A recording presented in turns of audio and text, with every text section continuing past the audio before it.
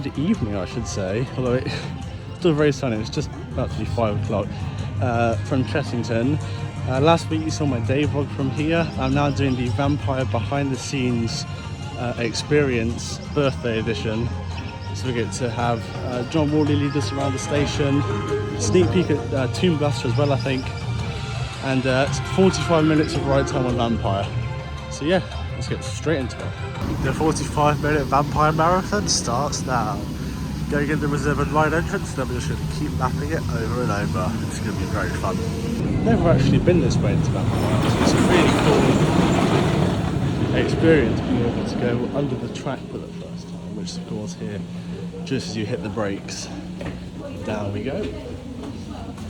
And then we go back up and merge with, to where the usual merge point is.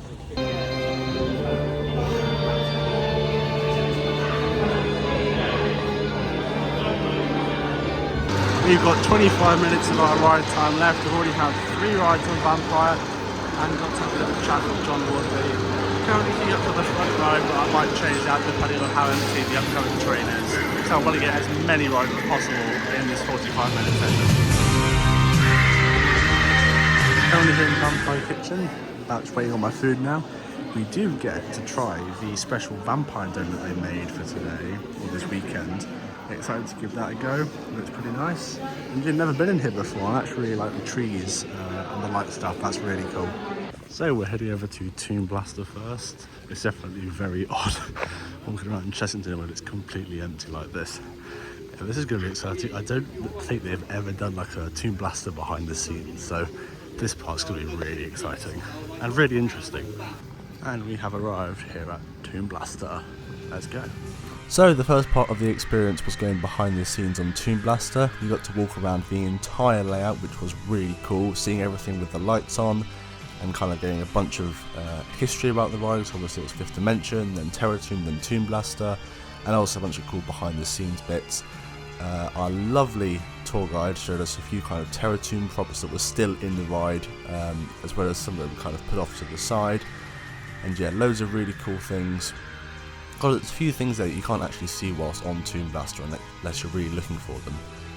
So that was cool to see for the first time. Got to take a bunch of really cool photos around the ride area, which was a lot of fun. And yeah, I learned that this kind of the large dog scene, dog-headed god thing, is actually right above the ride's end. Got to see the Trommel Tunnel and kind of learn about how all that works. This, I believe, is the ride photo system. And yeah, this is like the final props from Terror Tomb. And yeah, got to take a bunch of really cool photos around the ride, which was a lot of fun. And yeah, even got to see the operator's cabin. Can't show any of that, unfortunately. And the transfer tracks and all of that. So yeah, just a fantastic tour. I hope they offer them as full tours. Anyway, on to Vampire.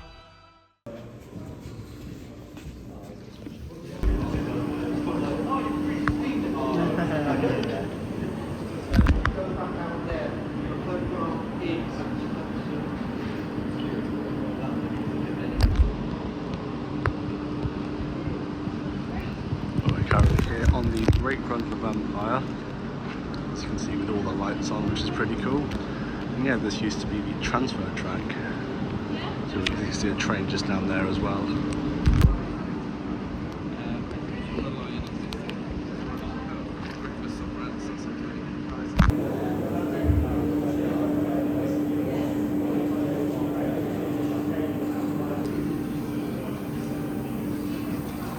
What you can see is a straight piece of track upside down at the top and a curved piece of track at the bottom.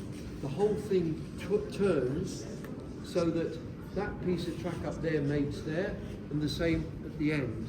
So in other words, the train can now be pulled backwards into, and there is a winch, and the cables of the winch go around these rollers because obviously it's round a bend. So the actual storage track and maintenance workshops are up here. I think it's okay for you to step across if you just watch your feet and then...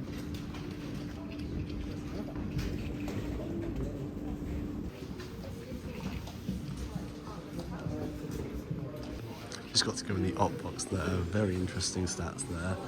And yeah, get really close up hits of the trains. I have one of those. It's quite cool to know.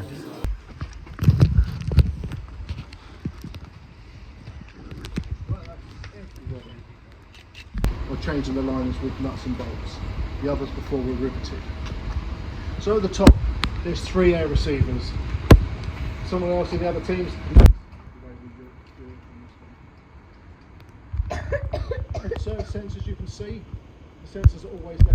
Down here at the base of lift 2, lots of interesting facts about the ride.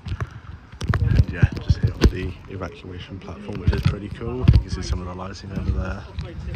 Of course, the rodeo statue, if it were going to focus, which is pretty cool. It's cool, there's a little gravestone here, which you'll never be able to see from the train. Yeah, that's pretty cool. Full air. Still Arrow track, this was part of the original track, this was part of the track that was replaced earlier on in its life as well.